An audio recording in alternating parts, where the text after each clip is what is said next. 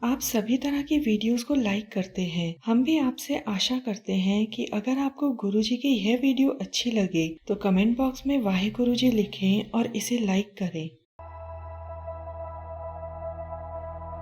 एक बार समुद्र के किनारे मकदम नामक फकीर एक जादुई कालीन पर बैठा अपनी शक्तियों का प्रदर्शन कर रहा था।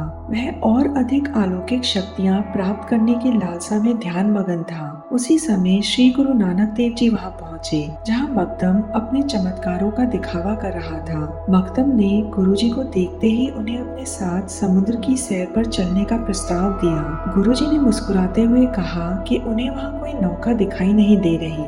इस पर अहंकारी मकदम ने गर्व से उत्तर दिया कि वह इस जादुई कालीन पर बैठकर यात्रा करेंगे। गुरुजी ने मकदम से पूछा कि जब वह समुद्र में घूम रहा था तो क्या उसने वहाँ कुछ विशेष देखा। इस पर मकदम ने उत्तर दिया कि उसने समुद्र के बीच में एक मस्जिद देखी थी। गुरुजी ने उसे उस मस्जिद में जाने के लिए कहा। मकदम गुरुजी की बात मानकर तुरंत उस मस्जिद की ओर चल पड़ा। इस दौरान गुरुजी तट पर ही बैठ गए और सिमरन करने लगे। कुछ दिन बीतने के बाद मकदम वापस लौटा और गुरुजी को श्रद्धा से प्रणाम किया।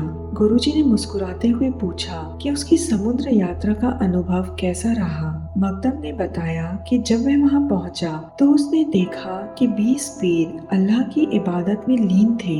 जब उनकी इबादत समाप्त हुई तो मकदम ने आदर पूर्वक उन्हें प्रणाम किया। तभी वहां 21 थालियों में भोजन आया, जिसमें मकदम ने भी सभी के साथ भोजन किया। भोजन समाप्त होने के बाद सभी पीर वहां से चले गए।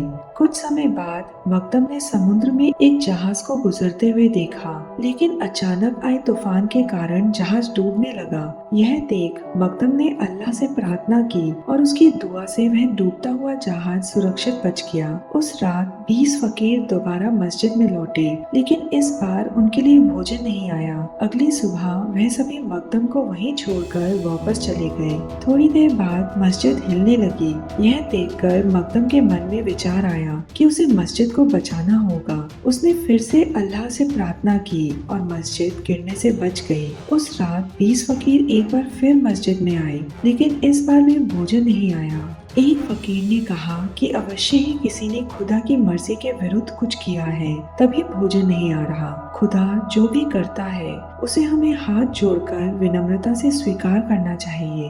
मकदम ने यह सुनकर अपनी गलती मानी और बताया कि उसने अपनी शक्तियों से एक डूबते जहाज और भूकंप में मस्जिद को बचाया था।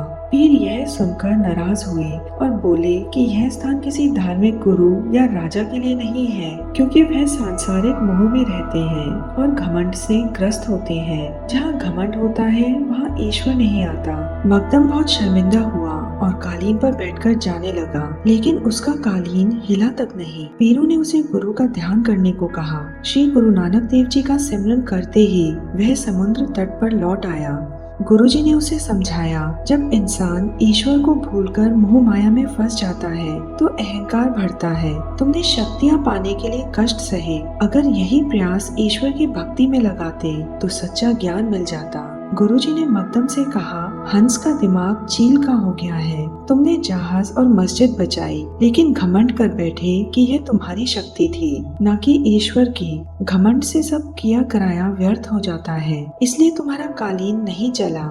मकदम को अब भी गुरुजी की महानता का एहसास नहीं हुआ। गुरुजी ने उसे शेख ब्रह्म के पास भेजा। शेख ब्रह्म ने उसे कहा कि वह भी अलौकिक शक्तियों के पीछे भटका, लेकिन श्री गुरु नानक देव जी ने उसे सच्चा मार्ग दिखाया, ईश्वर का मार्ग। उन्होंने मकदम को भी गुरुजी के पास लौटने को कहा। मकदम गुरुजी के पास वापस आकर उनके चरणों में गिर गया। सतनाम श्री वाहेगुरु।